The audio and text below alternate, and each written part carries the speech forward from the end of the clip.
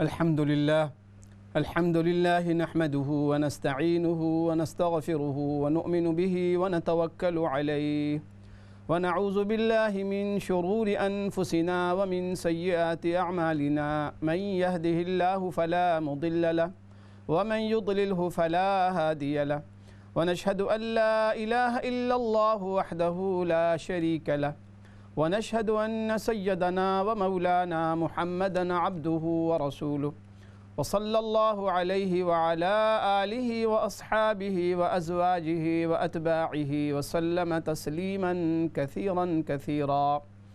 أما بعد فأعوذ بالله من الشيطان الرجيم. بسم الله الرحمن الرحيم. ربنا ظلمنا أنفسنا وإن لم تغفر لنا وترحمنا لنكونن من الخاسرين. وقال رسول الله صلى الله عليه وسلم الدعاء مخ العبادة أو كما قال صلى الله عليه وسلم. صدق الله المولانا العظيم وصدق رسوله النبي الكريم ونحن على ذلك لمن الشاهدين والشاكرين والحمد لله رب العالمين. إن الله وملائكته يصلون على النبي يا أيها الذين آمنوا صلوا عليه وسلموا تسليما. اللهم صل على محمد وعلى آل محمد كما صليت على إبراهيم وعلى آل إبراهيم إنك حميد مجيد. اللهم بارك على محمد وعلى آل محمد كما باركت على إبراهيم وعلى آل إبراهيم إنك حميد مجيد. رب اشرح لي صدري ويسر لي أمري واحلل عقدة من لساني يفقهوا قولي. محترم ناظرین و سامعین، السلام علیکم ورحمۃ اللہ وبرکاتہ۔ پروگرام رحمان کی رحمت میں آپ تمام بھائی بہنوں کو خوش آمدید ہے۔ اللہ کریم سے دعا ہے اللہ پاک آج کی اس نشست کو سننے سنانے کو اپنی بارگاہ میں بے حد قبول منظور فرمائیں، اور جو کچھ ہم سنیں سنائیں اللہ کریم ہم سب کو عمل کی توفیق عطا فرمائیں، آمین یا رب العالمین۔ ناظرین، جو دعا آج میں پیش کرنے جا رہا ہوں یہ دعا قرآن مجید کے اندر سورۃ الاعراف کے اندر آیت نمبر 23 ہے، 23 نمبر کی آیت ہے سورۃ الاعراف کے اندر۔ اس دعا کو اللہ پاک نے نقل کیا ہے۔ دعاؤں کے حوالے سے میں نے بارہا عرض کیا ہے کہ دیکھیں دعائیں، خاص کر کے وہ دعائیں جن کو اللہ پاک نے قرآن کریم میں جن کا ذکر فرمایا ہے، تذکرہ فرمایا ہے، اسی طریقے سے انبیاء علیہ السلام کی جو دعائیں نقل کی گئی ہیں، جن کا ذکر کیا گیا ہے قرآن کریم کے اندر، یا پھر رحمت عالم صلی اللہ علیہ وسلم کی جو مستند دعائیں ہیں، اتھینٹک دعائیں ہیں، احادیث کے اندر موجود ہیں، مروی ہیں، یہ دعائیں اپنی مثال آپ ہیں۔ ان دعاؤں کا پھر کوئی ثانی نہیں۔ ان کے الفاظ، ان کے حروف، ان کا متن، پھر ان کے معنی، ان کے مفاہیم، ان کے اندر جو جامعیت ہے، اور سب سے بڑی بات کہ اس کے اندر جو روحانیت آپ کو ملے گی، جو نورانیت ملے گی، چونکہ یہ براہ راست اللہ کریم نے ان دعاؤں کو نقل کیا ہے، یا پھر رحمت عالم صلی اللہ علیہ وسلم نے سے جو دعائیں مروی ہیں وہ اتنی نورانی ہیں اور اتنی روحانی اور اتنی بابرکت ہیں کہ ان دعاؤں کا پھر کوئی بدل نہیں۔ تو لہٰذا ہمیں اس بات کی بھرپور کوشش کرنی چاہیے کہ وہ دعائیں جو قرآن کریم نے نقل کی ہیں، اللہ پاک نے جن کا تذکرہ فرمایا۔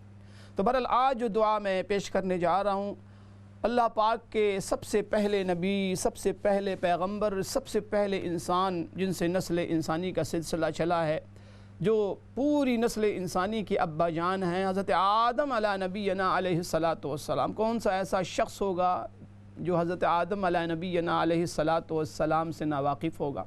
آدم علیہ السلام کی ناظرین ایسی ہستی ہے، ایسی ذات گرامی ہے جو کسی تعارف کی محتاج نہیں۔ وہ ہم سب کے ابا جان، پوری نسل انسانی کے وہ ابا جان ہیں، قیامت تک آنے والے انسانوں کے وہ ابا جان ہیں، اور اللہ پاک نے حضرت آدم علیہ السلام کا تذکرہ قرآن کریم کے اندر 25 بار کیا ہے، 25 مرتبہ، 25 ٹائمز اور 25 آیات کے اندر۔ سورۃ البقرہ، سورہ آل عمران، کہیں کسی جگہ ایک مرتبہ، کسی پارے کے اندر، کسی سورت کے اندر پانچ مرتبہ اللہ پاک نے آدم علیہ السلام کا ذکر فرمایا ہے۔ کہیں صرف نام کا تذکرہ ہے، کہیں آدم علیہ السلام کی صفات کا بھی تذکرہ ہے، کہیں آدم علیہ السلام کی اس پورے واقعے کا تذکرہ ہے جو جنت سے نکل جانے کے بعد اور جنت کے اندر جو پیش آیا، شجر ممنوعہ کے حوالے سے جو پیش آیا۔ تو غرضے کے 25 مقامات پر اللہ پاک نے آدم علی نبینا علیہ السلام کا تذکرہ فرمایا۔ اور آدم علیہ السلام ناظرین ایٹ اے سیم ٹائم پہلے انسان بھی ہیں، سب سے پہلے انسان، سب سے یہ ہم مسلمانوں کا عقیدہ ہے، سب سے پہلے انسان، سب سے پہلے بشر، سب سے پہلے اللہ پاک کی جو بندہ ہیں، اللہ پاک نے جن کو اپنے ہاتھوں سے بنایا، فرمایا کہ خلقت بیدی، میں نے آدم کو اپنے ہاتھوں سے پیدا کیا، اپنے ہاتھ سے پیدا کیا۔ پھر حضرت حوا کی پیدائش ہوئی اور حوا کو اللہ پاک نے بنایا۔ غرضے کہ آدم علیہ السلام کا تذکرہ پورے قرآن کے اندر 25 بار آیا، اور یہ پہلے انسان بھی ہیں، پہلے نبی بھی ہیں، پہلے پیغمبر بھی ہیں، پہلے رسول بھی ہیں۔ نبی کسی کہتے ہیں، بارہا عرض کیا جا چکا ہے کہ انبیاء علیہ السلام کو جو نبوت ملتی ہے وہ کیسے ملتی ہے؟ تو یہ نبوت یہ اللہ پاک کی طرف سے یہ الیکٹڈ ہوتے ہیں انبیاء علیہ السلام، یعنی ان کو چنا جاتا ہے پوری انسانیت کی رہنمائی کے لیے، یا بسا اوقات اپنی قوم کی رہنمائی کے لیے، رشد و ہدایت کے لیے، رہنمائی کے لیے، تربیت کے لیے۔ اللہ پاک جس ہستی کو چن لیتے ہیں، چنی ہوئی شخصیات کو انبیاء علیہ السلام کہا جاتا ہے۔ میں نے عرض کیا کہ دیکھیں انسان اپنی ریاضت سے، اپنی عبادات سے، اپنے اچھے اخلاق سے، اپنے کردار سے، اپنی دنیا بھر کے مجاہدے کر لے، ان تمام مجاہدے اور ریاضات، عبادات کے بعد وہ ولی تو بن سکتا ہے، نبی نہیں بن سکتا، کیونکہ نبی نبوت ایک خاص منصب ہے جو اللہ پاک کی طرف سے، جسے اللہ پاک چاہتے ہیں عطا فرما دیتے ہیں۔ انسان اپنی ریاضت سے اور مجاہدے سے اور اسٹرگل سے اور عبادت سے، تہجد سے اور نمازوں سے، صدقات سے نہیں بن سکتا۔ ہاں ولی بن سکتا ہے، صدیق بن سکتا ہے، صالح بن سکتا ہے، شہید کا درجہ اسے مل سکتا ہے، نبی نہیں بن سکتا۔ تو اتنا اونچا مقام ہے انبیاء علیہ السلام کا، اور الحمدللہ ہم مسلمانوں کا یہ عقیدہ ہے کہ جتنے انبیاء علیہ السلام حضرت آدم علیہ السلام سے لے کر حضرت خاتم النبیین صلی اللہ علیہ وسلم، جن پر ہم سب کے ماں باپ قربان ہوں، سارے کے سارے معصوم ہیں۔ انبیاء علیہ السلام معصوم ہیں، عصمت انبیاء کے ہم لوگ قائل ہیں الحمدللہ سارے کے سارے مسلمان، کہ انبیاء علیہ السلام سے گناہ اور غلطی ہو ہی نہیں سکتی۔ یعنی ارادتاً، اختیاری طور پہ، ارادی طور پہ انبیاء علیہ السلام سے کسی گناہ کا صدور، کسی معصیت کا صدور نہیں ہو سکتا، یہ ہمارا عقیدہ ہے۔ تبھی تو وہ ساری کائنات کے لیے، وہ ساری انسانیت کے لیے راہبر بن کے آتے ہیں، رشد و ہدایت دینے کے لیے آتے ہیں، رشد و ہدایت کی طرف بلانے کے لیے آتے ہیں۔ تو انبیاء علیہ السلام کی اللہ پاک کی طرف سے خاص حفاظت کی جاتی ہے، اور انہی میں آدم علیہ السلام اللہ پاک کے پہلے نبی۔ اس لیے کسی نبی کی ادنا درجے کی گستاخی یاد رکھیں۔ بہت سے لوگ اللہ اکبر بول چال میں، بات چیت کرنے میں فوراً یوں کہہ دیتے ہیں کہ آدم علیہ السلام سے گناہ ہو گیا، آدم علیہ السلام سے یہ نافرمانی کا صدور ہو گیا۔ بہت اجتناب کرنا چاہیے ایسے الفاظ جب بھی آپ گفتگو کریں ناظرین، خصوصی طور پہ انبیاء علیہ السلام کے حوالے سے، حضرات اہل بیت اطہار کے حوالے سے، حضرات صحابہ اکرام کے حوالے سے، بڑے بزرگوں کے حوالے سے بڑے احتیاط سے زبان استعمال کیجئے گا۔ اللہ کا واسطہ ہے، اللہ پاک کا واسطہ ہے، آپ کو بڑے احتیاط سے، چونکہ ادنا درجے کی بھی گستاخی، بے ادبی ہمیں دائرہ اسلام سے خارج کر سکتی ہے، اس لیے بڑے احتیاط سے، خصوصاً انبیاء علیہ السلام۔ اللہ اکبر، یہ دیکھیں ہمارے اور اللہ پاک کے درمیان یہ واسطہ ہے۔ ان کا سب سے بڑا احسان انسانیت پر یہ ہے کہ انہوں نے اللہ پاک سے ہمیں متعارف کرایا ہے، اللہ پاک سے ہماری شناسائی کروائی ہے۔ تو تمام انبیاء علیہ السلام ہمارے لیے، سارے کے سارے انبیاء علیہ السلام ہمارے لیے لائق صد احترام ہیں، ہماری آنکھوں کے تارہ ہیں، ہمارے سروں کے تاج ہیں۔ ادنا درجے کی گستاخی سے بھی اجتناب کرنا چاہیے۔ نہ صرف یہ کہ گستاخی، ایسے الفاظ جب آپ ان کا تذکرہ کر رہے ہوں، اس کا خیال رکھیں کہ جو الفاظ آپ انتخاب کریں وہ ان کے شایان شان ہونے چاہیے، ان الفاظ کے اندر بھی بے ادبی کا ذرہ برابر شائبہ نہ ہو۔ دعا کرنی چاہیے یا اللہ ہمیں مؤدب بنا دے، با ادب بنا میرے اللہ، بے ادب نہ بنا۔ بہرحال تو حضرت آدم علیہ السلام ناظرین جو اللہ کے نبی بھی ہیں، اللہ پاک کے پیغمبر بھی ہیں، اللہ پاک کے رسول بھی ہیں۔ میں نے نبی اور رسول کا فرق سمجھایا تھا کہ نبی اس ہستی کو کہتے ہیں جس کو اللہ پاک نے چنا ہوا ہو، الیکٹڈ ہو، انسانیت کی رشد و ہدایت کے لیے، اپنی قوم کی رشد و ہدایت کے لیے، اور براہ راست اسے اللہ پاک سے شرف ہم کلامی حاصل ہو، فرشتے کے ذریعے اللہ تعالیٰ سے تکلم کر رہا ہو، کلام کر رہا ہو، اس کے پاس وحی براہ راست آ رہی ہو، پیغام آ رہے ہوں انسانیت کی رشد و ہدایت سے متعلق، اس کو نبی کہتے ہیں۔ اور شریعت اور رسول کسے کہتے ہیں؟ رسول اس نبی کو کہتے ہیں جس نبی کو ایک مکمل شریعت دی گئی ہو، ایک مکمل کتاب دی گئی ہو، ایک مکمل شریعت دی گئی ہو، اس کو رسول کہا جاتا ہے۔ انبیاء تو حضرت آدم علیہ السلام ایٹ اے سیم ٹائم نبی بھی ہیں اور رسول بھی ہیں۔ سب سے پہلی جو ان کو صحائف دیے گئے، سب سے پہلی جو ہدایات دی گئیں آدم علیہ السلام۔ تو ان کی وہ دعا آج میں نے آپ کے خدمت میں پڑھی ہے، اور مزید اس کی میں پڑھنے جا رہا ہوں، اور پھر اس کا ترجمہ بھی آپ کو بتاؤں گا۔ دعا کیا ہے؟ دعا سنیے، ربنا ظلمنا انفسنا، ربنا ظلمنا انفسنا وان لم تغفر لنا وترحمنا لنکونن من الخاسرین۔ سبحان اللہ، اتنی پیاری دعا، اتنی جامع دعا۔ آپ دیکھیں کہ دعا کون مانگ رہا ہے، یہ دعا کون کر رہا ہے، اور یہ دعا دیکھیں، اس دعا کے اندر صرف دعا نہیں ہے، یہ دعا صرف دعا نہیں ہے، اس دعا کے اندر اس قدر سبق آموز، درس آموز نکات ہیں۔ اللہ کرے ہمیں سمجھ میں آئے کہ اس دعا میں حضرت آدم علیہ السلام نے، حضرت حوا علیہ السلام نے کیا مانگا ہے اللہ پاک سے، کس چیز کا اظہار کر رہے ہیں، کس چیز کا اعتراف کر رہے ہیں، اپنی عاجزی، بے بسی، بے کسی۔ یہ کون؟ یہ اللہ کے نبی کر رہے ہیں، سب سے پہلے نبی۔ واقعہ آپ کے سامنے ہے، بارہا آپ سن چکے ہیں آدم علیہ السلام کا واقعہ، کہ اللہ پاک نے جب ان کو، آدم علیہ السلام کو بنایا، پیدا کیا، اپنے ہاتھوں سے بنایا، پھر حضرت حوا تشریف لائیں، ایک روایت کے مطابق پسلی سے پیدا کیا گیا آدم علیہ السلام کے۔ بعض مفسرین محققین کے رائے ہے کہ اللہ پاک نے الگ حضرت حوا، بہرحال ایک مستقل وہ ایک تفصیل طلب موضوع ہے پھر کسی موقع پر۔ تو بہرحال جب جنت میں یہ دونوں تشریف لائے، جنت میں ان کو رکھا گیا، تو اللہ پاک نے فرمایا وَقُلْنَا يَا آدَمُ اسْكُنْ أَنْتَ وَزَوْجُكَ الْجَنَّةَ وَكُلَا مِنْهَا رَغَدًا حَيْثُ شِئْتُمَا۔ سورۃ البقرہ کے اندر آپ پڑھیں، اللہ پاک نے بڑے شرح و بسط تفصیل کے ساتھ اس واقعے کو سنایا، مختلف صورتوں کے اندر، کہیں بہت تفصیل، کہیں شارٹ کٹ انداز۔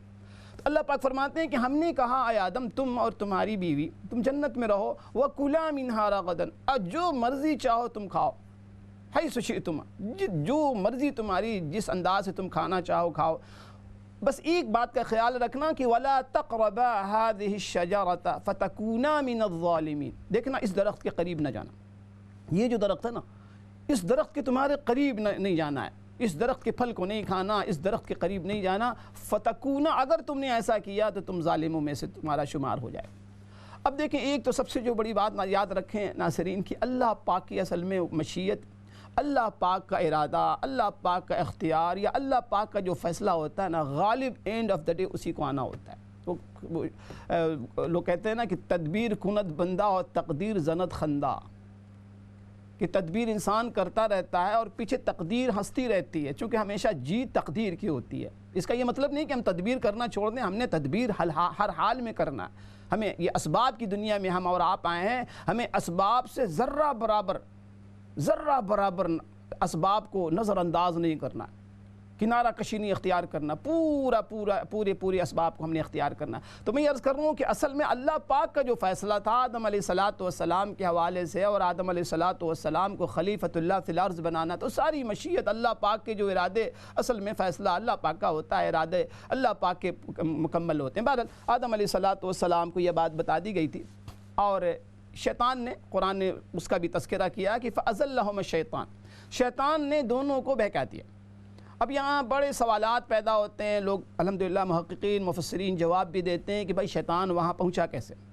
بل اس کے مختلف جوابات دیے گئے ہیں کہ وہ ظاہر ہے کہ وہ اللہ پاک کی طرف سے مردود تو قرار دیا گیا تھا، لیکن ابھی جنت سے نہیں نکالا گیا تھا۔ جنت میں آنا جانا یعنی ایز اے نافرمان بندے کی حیثیت سے آنا جانا ہوتا تھا، اور اس نے اسی آنے جانے کے چکر میں آدم، چونکہ اللہ پاک سے اس نے جب مردود قرار دیا گیا، سجدہ نہ کیا اس نے، اللہ پاک نے فرمایا کہ یہاں سے تو دفع ہو جا، یہاں سے تو نکل جا۔ اللہ پاک نے اس کو مردود قرار دیا۔ اس موقع پر اللہ پاک سے اس نے ایک دعا کر دی، ایک دعا مانگی۔ آپ قربان جائیے کہ علماء نے لکھا ہے کہ شیطان عالم بھی بہت بڑا تھا، عارف بھی بہت بڑا تھا، عابد بھی بہت بڑا تھا، لیکن بس ایک عین اس کے اندر نہیں تھی، عاشق نہیں تھا اللہ پاک۔ عابد اتنا بڑا تھا کہ روایات میں آتا ہے کہ اتنی عبادت کی کہ طاؤس الملائکہ کے لقب اس کو دیا گیا۔ عالم اتنا بڑا گیا کہ معلم الملائکہ کے لقب سے ملقب کیا گیا، اور عارف اتنا بڑا، اللہ پاک کے مزاج کو سمجھنے والا، اور معرفت اس کی اتنی تھی کہ عین حالت غضب میں، یعنی اللہ پاک حالت غضب میں ہے، اسے نکالا جا رہا ہے، ریجیکٹڈ بن گیا، مردود بن گیا، عین حالت غضب میں اس نے اللہ پاک سے دعا مانگی۔ کیوں دعا مانگی؟ چونکہ اس کو معلوم تھا کہ اللہ پاک کا جو غیظ و غضب ہوتا ہے وہ مخلوق کی طرح نہیں ہوتا۔ ہم اور آپ جب غصے میں ہوتے کیا ہوتے ہیں؟ ہم لال پیلے ہو جاتے ہیں، غصہ ہم پر غالب آ جاتا ہے، ٹھیک ہے، ہم مغلوب ہو جاتے ہیں، غصہ غالب ہو جاتا ہے چونکہ ہم مخلوق۔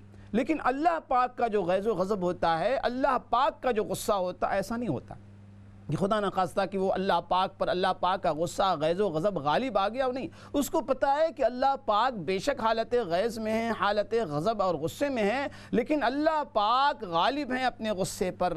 اس حالت غضب کے اندر دعا مانگی کہ یا اللہ مجھے مہلت دے دیجئے کہ میں تیرے بندوں کو بہکاؤں گا، میں آگے سے پیچھے سے ہر طرف سے، دائیں سے بائیں سے اوپر، ہر طرف سے ان پر میں اٹیک کروں گا، ان کو میں گمراہ کروں گا، ان کو وسوسے ڈالوں گا، اور یہ میں کروں۔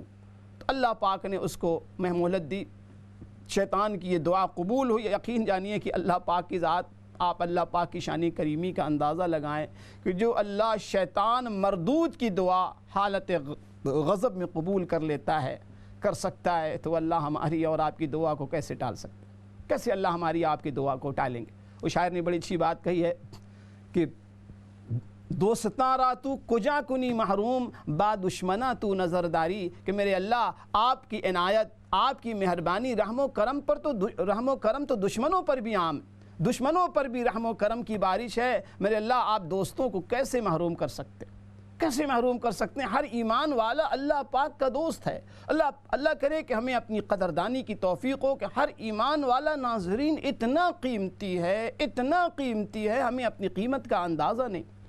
تو بہرحال اس دعا میں جب آدم علیہ السلام وہ شیطان آیا اور پھر اس نے جو بہکایا، اور اللہ اکبر، آدم علیہ السلام نے، اللہ پاک نے اس کی گفتگو کو بھی نقل کیا۔ وَقَاسَمَهُمَا إِنِّي لَكُمَا مِنَ النَّاصِحِينَ، شیطان قسم کھا کے کہنے لگا کہ میں تو آپ لوگوں کا بڑا خیر خواہ، بڑا خیر خواہ ہوں، میں یہ چاہتا ہوں کہ آپ جو ہے نا سرمدی جنت آپ کو مل جائے، ہمیشہ ہمیشہ کے لیے راحت مل جائے، اور اس درخت کے اندر خاصیت یہ ہے کہ جو اس درخت کا پھل کھا لے گا اس کو ابد الآباد تک جنت میں رہنا نصیب ہو جائے۔ اب دیکھیں ان کا ارادہ، نعوذ باللہ، دیکھیں یہ فرق ہے عصمت میں، نافرمانی میں اور چوک میں، لغزش میں۔ ہم لوگوں کے یہاں جو گناہ ہوتا ہے وہ ارادی اختیاری طور پہ ہم گناہ کرتے ہیں، یہاں دیکھیں اس قسم کی کوئی چیز نہیں ہے۔ ارادی طور پہ، اختیاری طور پہ آدم علیہ السلام نے کسی قسم کی نافرمانی نہیں کی، بلکہ ان کی نیت کیا تھی کہ جنت میں ہمیشہ ہمیشہ کے لیے رہنا ہو، اور یہ شیطان جو اس وقت ناصح بن کر آیا ہے، واعظ بن کر آیا ہوا ہے، ہمدرد جو ہے، ظاہر اس وقت اس نے اپنا تعارف نہیں کرایا وہ کون ہے۔ تو بہرحال روایات کے اندر تفصیلات آتی ہیں، قرآن نے بہت مختصر انداز میں، اور جتنی ضرورت، جتنی باتیں ہدایت سے متعلق ہوتی ہیں قرآن کریم نے نقل کیا۔ تو اس موقع پر آدم علیہ السلام اس کی بات میں آ گئے، اور ان دونوں نے پھل کو کھا لیا، اور پھر پھل کے کھاتے ہی اس درخت کے اندر جو بھی وہ پھل تھا ان کا لباس جسم سے جدا ہوا، پھر وہ پتوں کے ذریعے، لیف کے ذریعے، پورا نقل قرآن نے، فَأَكَلَا مِنْهَا فَبَدَتْ لَهُمَا سَوْآتُهُمَا وَاتَّفِقَا يَخْصِفَانِ عَلَيْهِمَا، سورۃ طٰہٰ کے اندر بڑی تفصیل کے ساتھ۔ تو میں عرض کر رہا ہوں کہ اس موقع پر دیکھیں جو کچھ بھی ہوا، دعا جو ہے، جب آدم علیہ السلام سے پوچھا گیا کہ آدم یہ تم نے کیا کیا، تو یقین جانیے کہ آدم علیہ السلام کی یہ دعا صرف ایک دعا نہیں ہے، یہ دعا پورا ایک کیریکٹر ہے آدم علیہ السلام، حضرت حوا علیہ السلام ایک پورا ایک کیریکٹر بیان کر رہا ہے کہ دیکھو میرے بندو، لغزش اور خطا دونوں سے ہوئی، لیکن دیکھو دونوں میں فرق کیا ہے. شیطان نے جب سجدہ نہیں کیا اور پوچھا گیا کہ کس چیز نے میری نافرمانی پر تجھے ابھارا, تو نے کیوں ما منعک, کس چیز نے تجھے روکا سجدہ کرنے سے, تو شیطان نے کیا کہا؟ شیطان نے کہا کہ انا خیر منہ خلقتنی من نار وخلقتہ من طین, کہ میں آدم کو سجدہ نہیں کر سکتا اس لیے کہ آدم کو آپ نے مٹی سے بنایا ہے, اب مجھے آپ نے آگ سے بنایا ہے, اور آگ جو ہے مٹی کے مقابلے میں سپیریئر ہے, آگ کی خاصیت بلند ہے, آگ جو ہے مٹی کے مقابلے میں برتر و بلند و بالا ہے. شیطان بیچارے کو یہ نہیں پتا تھا, غرور اور گھمنڈ میں اتنا چور تھا کہ اسے اس بات کی معرفت نہ ہوئی, اس بات کو سمجھنے سے قاصر رہا کہ کسی مخلوق کی بلندی اور پستی کا معیار اس مادے پر نہیں ہوتا جس مادے سے وہ بنایا جاتا ہے, بلکہ کسی کی بلندی اور پستی کا معیار دار و مدار ان صفات پر ہوتا ہے جن صفات کے ساتھ اللہ پاک نے پیدا فرمایا, جو صفات ودیت کیے گئے. اتنا بڑا عالم ہونے کے باوجود, اتنی معرفت کے باوجود, دیکھیں اس نے اتنی بڑی بات, موٹی سی بات سمجھنے سے وہ قاصر رہا. کیوں رہا؟ کہ وہ اللہ پاک کے عشق سے محروم تھا, عاشق والا عین اس کے اندر نہیں تھا, کہ بھائی کسی کی بلندی اور کسی کی پستی کا دار و مدار جو ہے اس مادے پر نہیں ہوتا جس مادے سے وہ بندہ یا وہ مخلوق, اس مخلوق کو بنایا گیا ہے, بلکہ بلندی اور پستی کسی کی اللہ اکبر خوبی اور خامی کا دار و مدار ان صفات پر ہوتا ہے. آدم علیہ السلام کے اندر جو صفت اطاعت و فرما برداری تھی, جو اللہ پاک کا عشق تھا, اب یہ لغزش ہوئی. لغزش کے بعد آدم علیہ السلام نے کسی قسم کا جسٹیفیکیشن نہیں پیش کیا, کسی قسم کا عذر, کسی قسم کا ایکسکیوز, کسی قسم کا بہانہ نہیں پیش کیا. فوراً اسٹریٹ فارورڈ اور اسٹریٹ اوے کیا کہتے ہیں, قالا, اللہ پاک نے نقل کیا ہے کہ ان دونوں نے کہا, both of them they said, ان دونوں نے کہا. کیا کہا؟ ربنا, اے ہمارے پروردگار, اے ہمارے پروردگار. پر رب تو آپ ہی ہیں, اے اللہ رب آپ ہیں, رب آپ ہی ہیں, آپ ہمارے رب ہیں. میں نے بارہا عرض کیا ہے, جب اللہ پاک سے دعا انسان کرتا ہے نا, جب رب کہہ کے خطاب کرتا ہے نا, تو گویا اللہ پاک کی رحمت کو متوجہ کرنا چاہتا. اور کمال کی بات یہ بتاؤں آپ کو, بڑی کمال کی بات, قرآن نے نقل کیا ہے, فَتَلَقَّى آدَمُ مِن رَبِّهِ کلمات. بڑی عجیب بات, یہ قرآن کی آیت, یہ حدیث نہیں, قرآن کی آیت, کہ آدم علیہ السلام کو کچھ بول سکھائے گئے, بتلا دیے گئے ان کے رب کی طرف سے. فَتَلَقَّى آدَمُ مِن رَبِّهِ کلمات فَتَابَ عَلَيْهِ, تو انہی الفاظ کے ساتھ آدم علیہ السلام نے توبہ پیش کیا. آپ قربان جائیں کہ یہ جو دعا آدم علیہ السلام کر رہے ہیں, ربنا ظلمنا انفسنا وَإِن لَمْ تَغْفِرْ لَنَا وَتَرْحَمْنَا لَنَكُونَنَّ مِنَ الْخَاسِرِينَ. یہ دعا آدم علیہ السلام کو اللہ پاک سکھا رہے ہیں. اللہ پاک نے یہ الفاظ آدم علیہ السلام کو بتائیں کہ آدم ان الفاظ سے دعا کرو. آپ خود بتائیں نا کہ جب کوئی داتا کسی فقیر کو, کسی منگتے کو یوں کہے کہ جب بھی مجھ سے مانگا کرو نا تو ان الفاظ کے ذریعے مجھ سے مانگا کرو, تو کیا پتہ چلتا ہے؟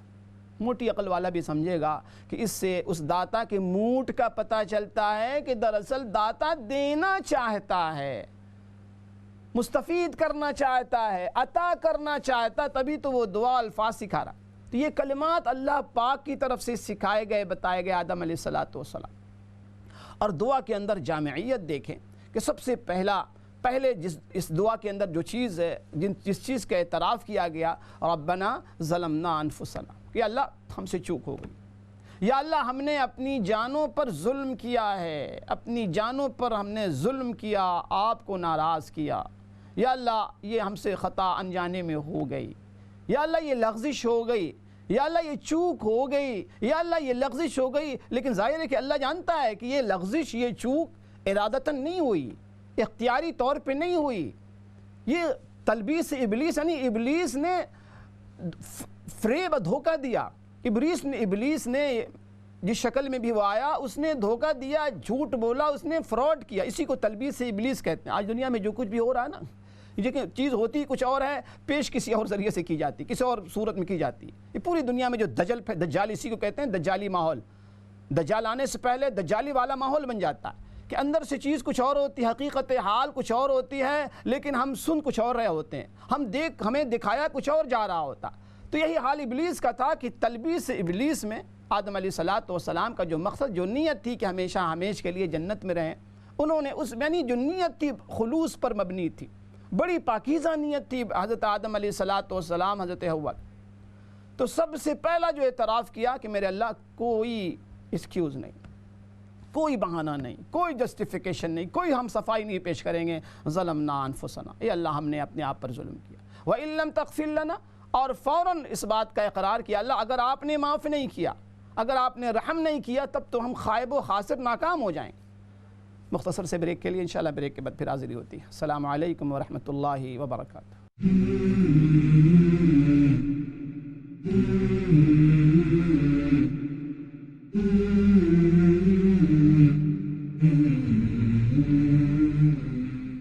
اعوذ باللہ من الشیطان الرجیم، بسم اللہ الرحمن الرحیم۔ ربنا ظلمنا انفسنا وان لم تغفر لنا وترحمنا لنكونن من الخاسرین۔ صدق اللہ المولانا العظیم۔ محترم ناظرین، السلام علیکم ورحمۃ اللہ وبرکاتہ۔ پروگرام رحمان کی رحمت میں آپ تمام بھائی بہنوں کو خوش آمدید ہے۔ بریک سے قبل میں عرض کر رہا تھا کہ یہ دعا حضرت آدم علی نبینا علیہ السلام، حضرت اماں حوا علیہ السلام کی ہے۔ سورۃ الاعراف میں آیت نمبر 23 ہے۔ دعا یوں ہے، ربنا ظلمنا انفسنا وان لم تغفر لنا وترحمنا لنکونن من الخاسرین۔ کہ اے ہمارے پروردگار، آپ ہمارے رب ہیں، اے اللہ آپ ہمارے رب ہیں۔ ربنا ظلمنا انفسنا، اے اللہ ہم نے اپنی جانوں پر ظلم کیا، یعنی ہم سے چوک ہو گئی ہے، لغزش ہو گئی ہے، اعتراف، اپنی لغزش کا اعتراف۔ وَإِن لَمْ تَغْفِرْ لَنَا، اور اے اللہ آپ نے اگر ہم پر رحم نہیں کھایا، یعنی معاف نہیں کیا، رحم نہیں کیا، وَتَغْفِرْ لَنَا، اور آپ نے ہماری مغفرت نہ کی، بخشش نہ کی، معافی نہ دیا، لَنَكُونَنَّ مِنَ الْخَاسِرِينَ، تو اے اللہ ہم یقینی طور پہ یعنی 100% ہم ناکام ہوں گے۔ ظاہر ہے کہ اللہ پاک کی ناراضگی، اللہ پاک کسی کو معاف نہ کریں تو پھر اس انسان کی ناکامی میں کیا شک باقی رہ جاتا ہے۔ تو یہ تھے ان الفاظ کے، ان دعاؤں کے حوالے سے اس کا ترجمہ تھا بہت سمپل سا کہ اللہ ہم نے اپنی جانوں پر ظلم کیا، اور اگر آپ نے ہمیں معاف نہیں کیا، رحم نہیں کیا، ہماری مغفرت نہیں کی، بخشش نہیں کی، تو یا اللہ ہم یقینی طور پہ ناکام ہوں گے، خائب و خاسر ہوں گے۔ تو بہرحال یہ دعا تھی ناظرین۔ اللہ کرے کہ ان دعاؤں کو ہمیں پڑھنے کی، دعاؤں کو ہمیں سمجھنے کی، اور اس انداز سے دعا مانگنے کی ہمیں توفیق عطا۔ اس انداز سے میں نے ابھی عرض کیا کہ وہ دعائیں جو انبیاء علیہ السلام، اور یہ پہلی دعا ہے کہ دنیا میں آنے کے بعد حضرت آدم علیہ السلام کو جو جنت میں یعنی پیدا ہونے کے بعد اللہ پاک نے ان کو بنایا، اس کے بعد جو پہلی دعا مانگی گئی، پہلے نبی اور پہلے رسول نے، پہلے انسان نے جو دعا مانگی، یہ وہ دعا ہے، ربنا ظلمنا انفسنا وان لم تغفر لنا وترحمنا لنکونن من الخاسرین۔ تو میں عرض کر رہا تھا کہ آدم علیہ السلام نے، یہ صرف دعا نہیں ہے، اس دعا کے اندر بے شمار یقین جانیں کہ آپ سبق آموز نکات جو ہیں ان کو سمجھنے کی اللہ کرے کہ ہم کوشش کریں اور سمجھ جائیں کہ اس دعا کے اندر سب سے پہلے آدم علیہ السلام نے فوراً اعتراف کر لیا، فوراً اعتراف کیا، کسی قسم کا کوئی جسٹیفیکیشن نہیں کیا، جس طریقے سے شیطان نے دلائل کے ذریعے اللہ پاک کے سامنے دلائل دیے، اور اللہ پاک کو نماز اللہ چیلنج اس نے کیا، اور اللہ پاک کے سامنے بڑی سخت گستاخی کی۔ یہ بھول گیا کہ بھائی اللہ پاک خالق ہیں، اللہ پاک خالق ہیں، اور یہ شیطان مخلوق ہے۔ اچھا ہمارے ساتھ کالر ہیں، جی کال لیتے ہیں۔ جی السلام علیکم ورحمۃ اللہ۔ وعلیکم السلام۔ جی میری بہن۔ جی مجھے بہت ڈپریشن ہے اور روتی بھی بہت ہوں، تقریباً 2 ہفتے ہو گئے ہیں۔ اللہ پاک شفاء کاملہ عطا فرمائے میری بہن۔ میں عرض کرتا ہوں انشاءاللہ تعالی۔ بہت شکریہ آپ کی کال کا، بہت بہت شکریہ، بہت بہت شکریہ۔ اچھا دیکھیں، یہ جو مرض ہے اللہ پاک آپ کو بھی اور تمام لوگوں کو، ایسے تمام مریضوں کو جو اس مرض میں مبتلا ہیں، اللہ کریم محض اپنے فضل و کرم سے شفاء کلی عطا فرمائے۔ یہ مرض بہت عام ہے میری بہن، خصوصی طور پہ ان ملکوں میں ہر جگہ ڈپریشن جو ہے اور اسٹریس، ڈپریشن، اس کے ہم سب شکار ہیں کم و بیش۔ اللہ پاک سب کو شفاء کلی عطا فرمائے۔ تو دیکھیں اس کا اصل تو علاج وہی ہے کہ اللہ پاک سے ہم کی طرف متوجہ ہوں، اللہ پاک کی طرف جو ہے ہماری توجہ ہو عبادات کے ذریعے اللہ پاک کو راضی کرنے۔ دیکھیں قرآن نے بڑے پیارے انداز میں، بڑے دو ٹوک انداز میں بتایا ہے کہ دیکھو دو قسم کی زندگی، ایک وہ زندگی جو قرار والی، سکون والی، اطمینان والی، اس کے لیے تم نے کیا کرنا ہے، اور دوسری وہ زندگی ہے جو اسٹریس فل زندگی، ڈپریشن والی زندگی، مصیبت والی زندگی۔ تو اس کے لیے کون سے اعمال اسباب بنتے ہیں، کون سے اعمال وجہ بنتے ہیں، دونوں کو بڑے پیارے انداز میں۔ ڈپریشن والی زندگی، بے سکون زندگی کے بارے میں فرمایا کہ وَمَنْ أَعْرَضَ عَنْ ذِكْرِي فَإِنَّ لَهُ مَعِيشَةً ضَنْكًا، کہ جو لوگ میرے ذکر سے اعراض کریں گے، میرے ذکر سے منہ پھیریں گے، روگردانی کریں گے، ہم ان کی زندگی کو مزربل بناتے ہیں۔ اور یہاں ذکر سے مراد صرف تسبیح نہیں ہے۔ ہمارے یہاں بڑی مصیبت یہ ہے کہ کسی چیز کو سمجھنے میں ہمارے یہاں بڑی غلطی ہوتی ہے کہ اس کے صحیح مفہوم تک ہم نہیں پہنچ پاتے ہیں۔ جو مفہوم مشہور ہوتا ہے نا، جو ترجمہ، جو مفہوم، وہی ہم سمجھ کے بس اطمینان۔ ذکر سے مراد یہاں صرف ذکر اللہ نہیں ہے، صرف تسبیحات نہیں ہے، ذکر سے مراد مکمل اللہ پاک کی فرما برداری، اللہ پاک کی فرما برداری، اللہ پاک کے احکام کی بجاوری۔ تو جو اعراض کرے گا پھر زندگی ہماری ایسی ہو۔ اور جو لوگ خوشحال زندگی چاہتے ہیں، فرمائیں کہ من عمل عملا صالحا، جو نیک عمل کرے گا ایمان کی حالت میں، تو اس کی زندگی کو ہم طیب زندگی عطا فرمائیں گے۔ اچھا ہمارے ساتھ ایک اور کالر ہونے شامل کرتے ہیں جی۔ السلام علیکم ورحمۃ اللہ۔ وعلیکم السلام ورحمۃ اللہ وبرکاتہ۔ علامہ صاحب میرے ایک چھوٹا جہا سوال ہے جی بھائی، جہاں مینوں نہ پتہ نہیں تے تاں سوال پہ کرنا وا۔ نبی پاک نے صحابہ نو آکھیا ہے رات نو 5 عمل کر کے جڑے نے او سمیاں کرو، ایک 2 لڑنے والوں کی صلح، ایک حج کر کے، ایک عمرہ کر کے، ایک پورا قرآن پاک پڑھ کے۔ تے پنجویں دا مینوں نے یاد تے صحابہ نے آکھیا یا رسول اللہ تے بڑا ہی کام جڑا مشکل ہے، تے آپ نے نبی پاک نے آکھیا 3 بار استغفار پڑھ لیا کرو، 3 بار سورۃ اخلاص، 3 بار درود شریف، تے جڑی سورۃ فاتحہ ہے نا اے میرے ذہن وچ اے 4 باری تے تیسرا کلمہ 4 باری، اے تے مینوں تھوڑا کنا میں مطمئن نہیں جڑا 3 باری پڑھنی یا 4 باری پڑھنی ہے، اے مہربانی کر کے تے جڑا تھوڑی تفصیل نال جڑا سمجھا چھڑیا۔ تے دوجا سوال میرا اے تسبیح جڑی ہے نماز تو بعد جڑی پڑھی دی ہے 33 باری سبحان اللہ، 33 باری الحمدللہ، 34 باری اللہ اکبر، یہ ود پڑھی جائے تو کوئی حرج نہیں۔ تیسرا میرا سوال ہے جیڑا مطلب غیبت دے بارے بار بار میں بڑا نا پروگرام اسلامی سارے وہنا وا تے میں بڑا پریشان رہنا وا، کس کام تو مطلب غیبت ایک ہوندی ہے کسی دی مطلب بندہ گل بات کرے تے وہ کسی نو لڑائی دی مطلب شامل کیتا جائے، وا کسی دی کی دوجے اگے لڑائی کی گل کی جو مطلب اپنے غصے دا اظہار کرے، وہ اگلے نال کوئی لڑن دی کوشش کرے۔ ایک ہوندی ہے میرا دنیاوی گل بات بندہ کردا ہے تے او دا تھوڑا وضاحت کر دیجیے، میں بڑا پریشان ان گلاں تو رہنا۔ جی بہت شکریہ آپ کی کال کا بھائی، بہت بہت شکریہ، اللہ بہت جزا خیر عطا فرمائے۔ جی نیکسٹ کالر، السلام علیکم ورحمۃ اللہ۔ وعلیکم السلام، مولانا صاحب کیسے ہیں آپ؟ جی الحمدللہ میری بہن، اللہ پاک کا بہت کرم ہے، اللہ آپ کو صحت و تندرستی دے، دعاؤں میں یاد رکھیے گا۔ مولانا صاحب میرے 3 کوسچن ہیں۔ جی جی۔ پہلا کوسچن یہ ہے کہ صلاۃ الحاجت پڑھنے کا طریقہ کیا ہے اور اس کے لیے مخصوص ٹائم کون سا ہے کہ کسی بھی ٹائم پڑھی جا سکتی ہے؟ اور دوسرا یہ ہے کہ اشراق جو نفل اشراق ہے، نماز اشراق ہے، وہ ہم لوگ سورج نکلنے کے کتنی دیر بعد پڑھ سکتے ہیں؟ اور دوسرا مجھے یہ پوچھنا تھا کہ مخصوص ایام میں جو وہ ہیں اذکار ہیں شام کے اور صبح کے اذکار ہیں، وہ آپ لوگ پڑھ سکتے ہو؟ یہ مجھے کائنڈلی ان کے بارے میں تھوڑا سا ڈیٹیل سے بتا دیں، جزاک اللہ۔ بہت بہت شکریہ، بہت شکریہ میرے، بہت شکریہ، بہت شکریہ۔ اچھا پہلا جو سوال تھا ڈپریشن کے حوالے سے، تو میری بہن ایک تو یہ کہ نماز کی پابندی ہو اور کثرت سے استغفار ہو، 2 رکعت ہر روز آدمی کوشش کرے کہ 2 رکعت نماز صلاۃ التوبہ ضرور پڑھے۔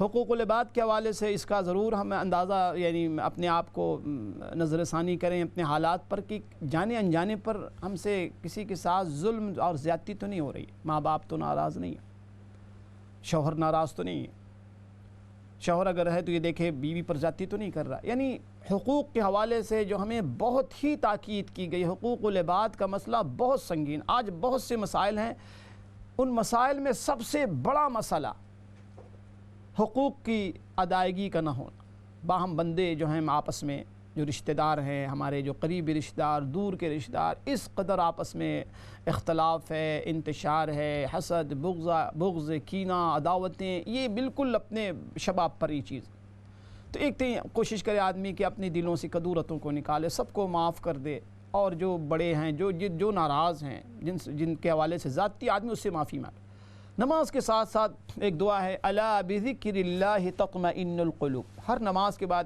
21 مرتبہ اس کا ورد کریں دل پہ ہاتھ رکھ کے جہاں پہ دل ہے الا بذکر اللہ تطمئن القلوب اس کا ضرور ورد کریں اللہ کریم ضرور آپ کو سکون اور اطمینان عطا فرمائے گا ڈپریشن سے اللہ کریم آپ کو بھی تمام مریضوں کو نجات عطا فرمائے گا بہت شکریہ آپ کی کال کا جی نیکسٹ کالر السلام علیکم ورحمۃ اللہ وعلیکم السلام جی میری بہن جی بھائی مجھے سر میرے میں درد ہوتا ہے ٹھیک ہے نا جی تو ویسے میں دوائی شوائی لیتی ہوں ایسی بات نہیں پر کبھی کبھی دن میں 2-3 بار میرے دل پہ اثر پڑتا ہے جیسے کوئی چیز مجھے دل پہ اثر ڈال رہی ہے کہ میں کچھ کہہ رہی ہے تو مجھے بہت پرابلم ہوتی ہے میرے جو سر کو بھی اور میرے دل کو میرے بدن سے جان ختم ہو جاتی ہے 1-2 بار ضروری دن میں ہوتی ہے تو پلیز مجھے کچھ پڑھنے کے لیے دو یہ دعا پڑھ رہے ہیں یہ میں پڑھتی ہوں اللہ پہ ذکر اللہ تو تمہیں نکلو یہ میں پڑھتی رہتی ہوں پر اس سے مجھے کوئی فرق نہیں پڑ رہا ٹھیک ہے میری بہن میں عرض کرتا ہوں بہت بہت شکریہ آپ کی کال کا بہت شکریہ جی نیکسٹ کالر السلام علیکم ورحمۃ اللہ وعلیکم السلام ورحمۃ اللہ وبرکاتہ علامہ صاحب 2-3 مسئلے کو آپ سے پوچھنے ہیں جی ارشاد جو ڈپریشن کی بیماری ہے اس میں اللہ کے رسول نے جو بتایا ہے کہ ٹائم سے سونا اور ٹائم سے اٹھنا یہ دماغ کو تر و تازہ کرنا اس میں آپ کی کیا رائے ہے سمجھائیں گے کہ رات کے 4 بجے رات کے یا 3 بجے 5 بجے سونا اور گپیں مارتے رہنا اپنے بچوں کی تربیت میں نقص ڈالنا یہ ڈپریشن میں مدد کرتے ہیں یا حفاظت کرتے ہیں اور دوسرا صبر اور تحمل کے لیے بڑی تاکید کی جاتی ہے صبر کی کیا ضرورت ہے اور یہ دونوں لفظ صبر تحمل میں کیا فرق ہے اور کمیونٹی کو اس سے کس طرح استفادہ مل سکتا ہے اور بعض آپ جیسے پڑھے لکھے لوگ کہتے ہیں کہ وہ دعا مانگو یا اللہ مجھے نرم زبان عطا فرما آیا نرم زبان سے کیا مراد لی جاتی ہے زبان تو ویسے ہی نرم ہوتی ہے اور دوسرا کہ اللہ کی پاک بارگاہ میں اس کی نعمتوں کی شکر کرنے والی زبان جو ہے وہ ڈیمانڈ کرنی چاہیے اس سے کیا مراد لی جاتی ہے یہ زبان تو آگے ہی کچھ نہ کچھ کہتی رہتی ہے اس میں توجہ فرمائیے بہت شکریہ بھائی بہت شکریہ بہت اچھا سوال آپ نے ایک سوال میں کئی سوالات بہت اچھا بہت شکریہ اللہ کریم آپ کو جزائے خیر عطا فرمائے میری بہن ڈپریشن کے حوالے سے بھائی نے جو بات ہمیں ابھی کی بہت پیاری بات دیکھیں ایک تو میں نے بارہا عرض کیا ہے کہ جیسے کوئی بیماری ہونا تو اس میں کئی کام ہم نے کرنے ہوتے ہیں ایک تو دیکھیں ہم نے دوا کھانی ہوتی ہے میڈیکلی جو بھی دوا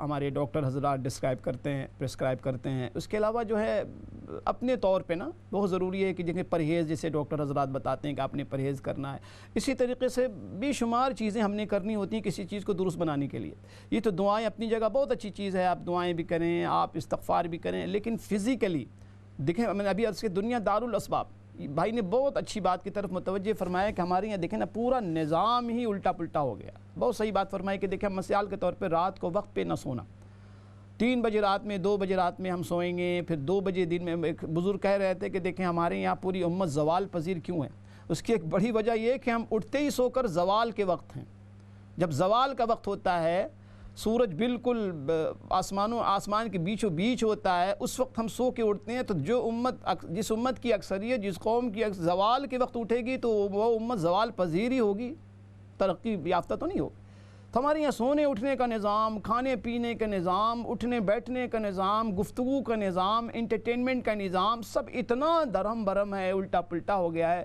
اس کو نئے سرے سے اس کو ایک نئی لک دینے کی ضرورت ہے اس کو سدھارنے کی ضرورت کھانے میں ہم کیا کھاتے ہیں آپ دیکھیں ہیں بچے کیا کھا رہے ہوتے ہیں فاسٹ فوڈ کا ایک ماحول چل پڑا ہے گھروں میں کھانے نہیں بنتے الا ماشاءاللہ تو یہ سارے نظام پر ہمیں نظر ثانی کرنے کی ضرورت ہے. اب سونے سے پہلے میں نے عرض کیا ہے کہ دیکھیں اگر آپ ایک تو یہ کہ دیکھیں میڈیکلی بھی اب ہر چیز میں آپ ایسا نہ کریں کہ بس دوا اور دعا یہ جو ڈاکٹر حضرات ہیں آپ ان سے کانٹیکٹ کریں اگر اس قسم کی کوئی پریشانی ہے، ان سے بھی بھرپور انداز میں خدمات آپ لیں، جو وہ دوا بتائیں، جو وہ طریقہ بتائیں اس پر بھی عمل درآمد ہو. جو دوا پرسکرائب کریں ان سے بھی آپ مشورہ لیں جو آپ کے جی پی ہیں.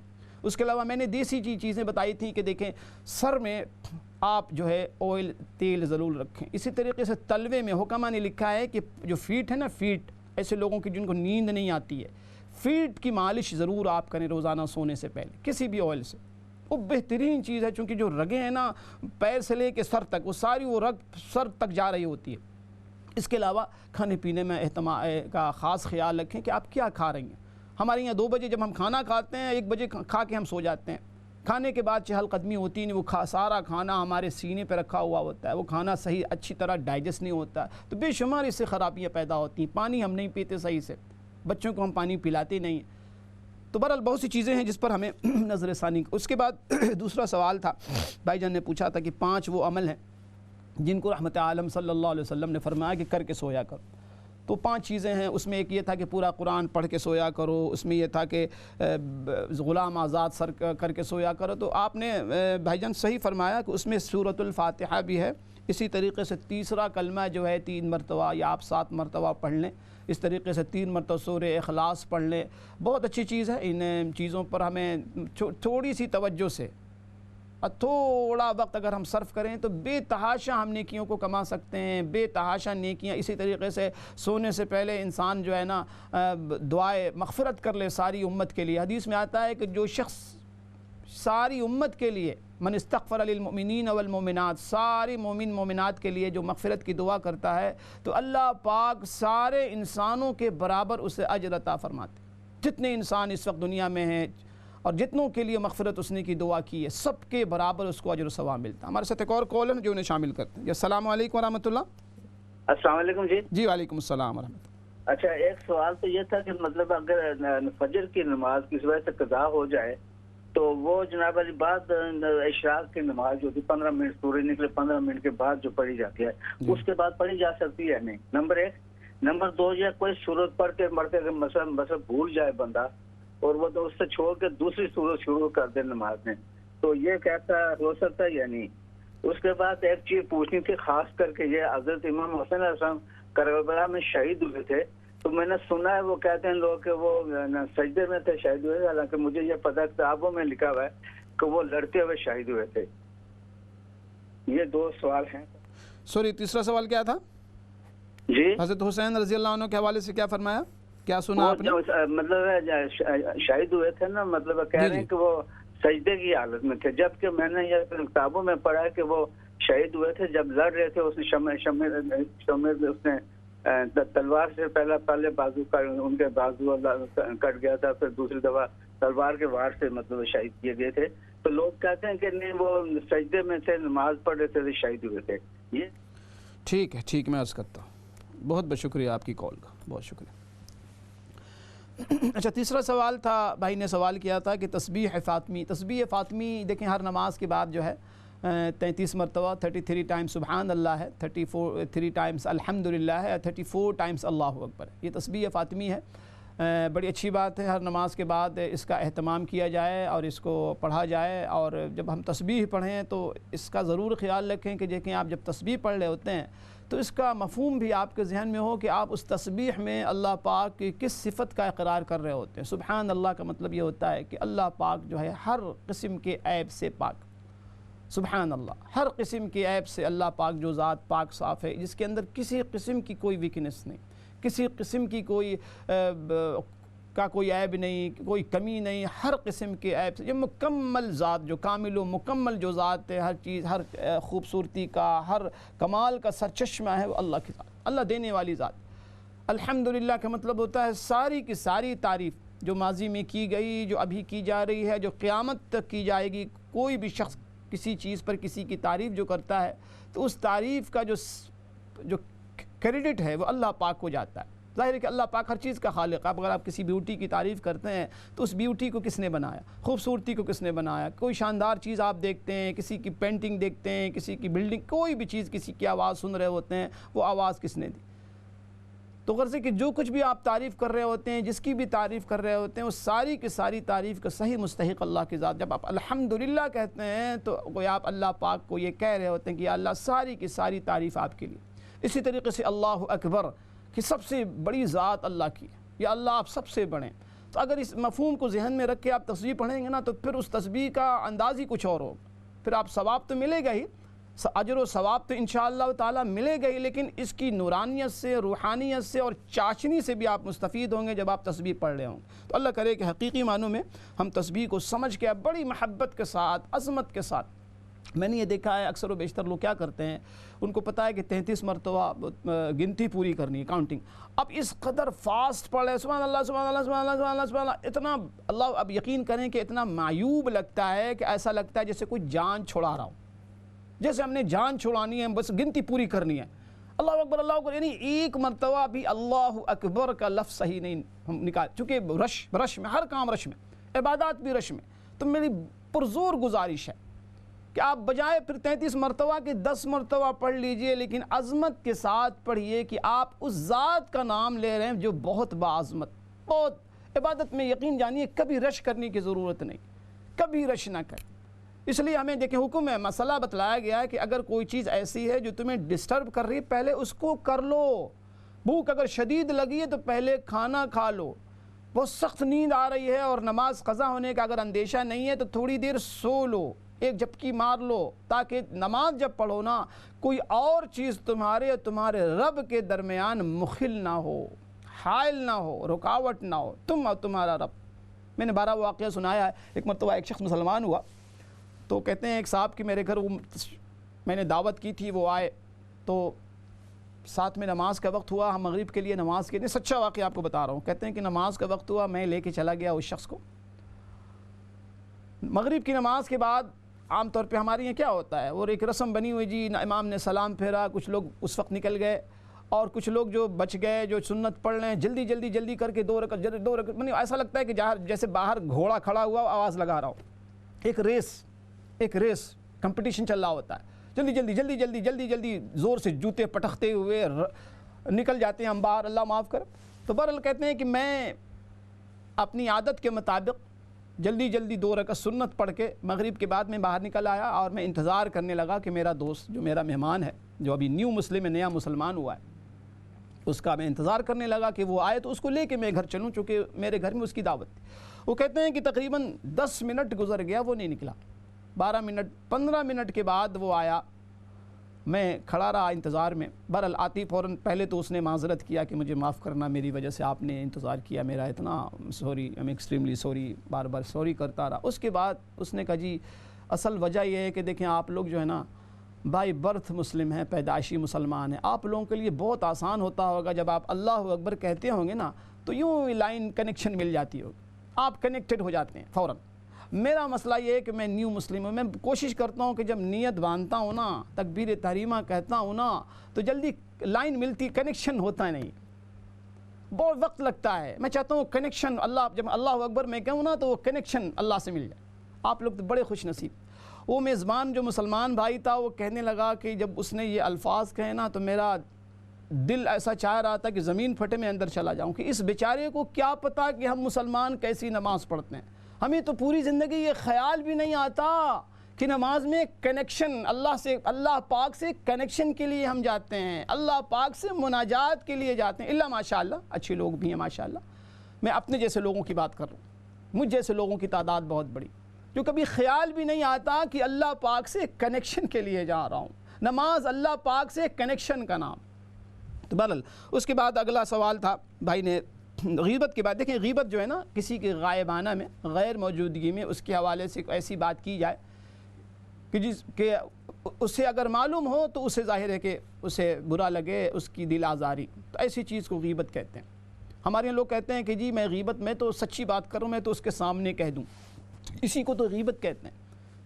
سچی بات کسی کے غیر موجودگی میں, سچی بات اور عیب والی بات کسی کے بارے میں، برائی والی بات کسی کے بارے میں کہنا، اسے غیبت کہتے ہیں، غیر موجودگی میں کرنے کو۔ سامنے کہتے ہیں تو اسے تو پھر الزام اتہام ہے، غلط بات کسی کے سامنے آپ کہیں تو بہرحال اس کو غیبت کہتے ہیں۔ غیبت کے اندر کچھ استثناء ہے، مثال کے طور پہ کسی ظالم کے بارے میں کسی مظلوم کو آپ بتا رہے ہیں، یا اصلاح کے لیے باپ اپنے بچوں کے حوالے سے کسی کو بتا رہا ہے کچھ کہ بچے کے اندر یہ عیب ہے، یا رشتوں کے حوالے سے، یعنی جہاں ضروری ہو جائے وہ کسی کو بتانا، کسی کو کسی کے ظلم سے آپ بتا رہے ہوں تو وہ غیبت میں شامل نہیں ہوتا۔ اس کے بعد صلاۃ الحاجت میری بہن، صلاۃ الحاجت جو ہے کہ 2 رکعت نفل نماز آپ نے پڑھنا ہے، اور یہ دعا، یہ نماز آپ کبھی بھی پڑھ سکتی ہیں مکروہ اوقات کے علاوہ، جو زوال کا وقت ہوتا ہے یا 3 اوقات جو مکروہ بتائے ان کے علاوہ آپ جو ہے نا کسی بھی وقت صلاۃ الحاجت پڑھ سکتی ہیں۔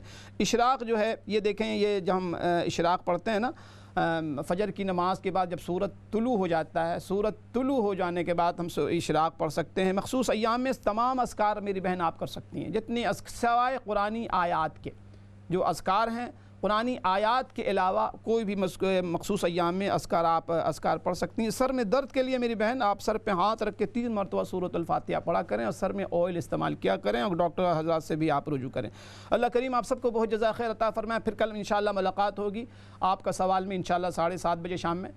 جزاکم اللہ خیر۔ السلام علیکم ورحمۃ اللہ وبرکاتہ۔